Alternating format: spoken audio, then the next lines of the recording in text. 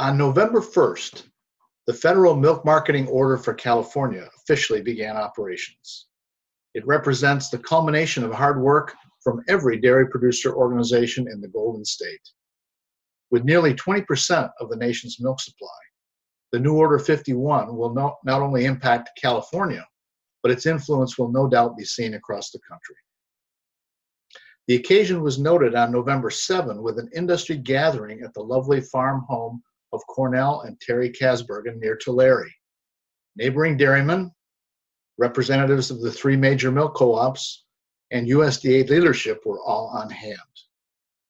Here are some comments from several of the participants. That's right. Today we're with George Merton and Cornell Kasbergen, our host. It's at the reception celebrating the beginning of the California Federal Milk Order, Federal Milk Order 51. Both of you have worked hard to accomplish that. George, if you could just give us a brief overview of some of your highlights of your experience. You've been at this a long time. Well, the biggest problem we had was that we weren't kept in a reasonable relationship with the federal order. That's what the state order states in the law and everything else. And administrators through the years never kept us close enough, in my book, to where we should have been on that, and we left a lot of money on the table. Cornell, you've been a more recent leader here as a director of LOL and also as a strong advocate for the federal order. Just give us your perspective as we celebrate this occasion. Well, I think it's a great day, it's a great event, and as I said earlier, it's not just for today or tomorrow, it's for the next generation, and we hope to keep this industry alive and well, and this is a big step in keeping it alive and well. Thank you both, George Mertens, former leader in DFA, and Cornell Kasbergen with Land O'Lakes.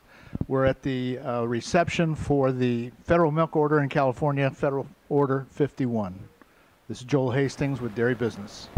We're with USDA Undersecretary Greg Ibaugh and Dana Cole, administrator who has led the charge for the California Federal Milk Marketing Order.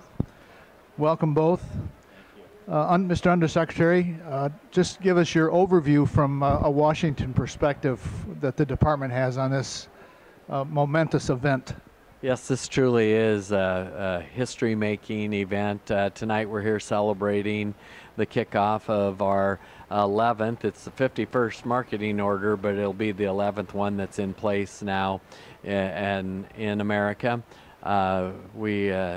California has about 20% of the milk produced in the United States. So with them joining the milk marketing order system, that puts 80% of the milk produced in the USA under a milk marketing order. So exciting times here in California. Thank you. Dana Cole, you've been part of this project from the get-go and have spent a lot of time in California as well as in Washington.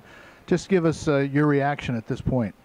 Well, we are very delighted to have this process come to the point where we're actually implementing the federal order and moving forward.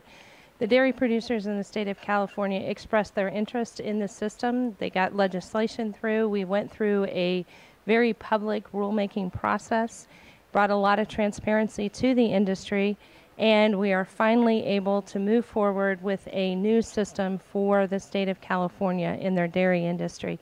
It is a system that is similar and yet very different from what they're currently experienced under the state-run program. This system actually will provide them new opportunities to market their milk and negotiate for their milk prices as producers. So we're very excited to have this 4-year process finally be implemented and moving forward.